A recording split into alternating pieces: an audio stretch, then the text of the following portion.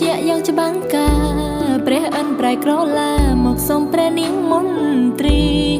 ដោយចិនស្មងសពបរោះគ្មានពី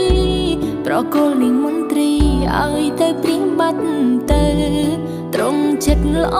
គ្មានអ្នកណាធ្វើបានបងក្រុមយ៉ាងខ្លួនត្រង់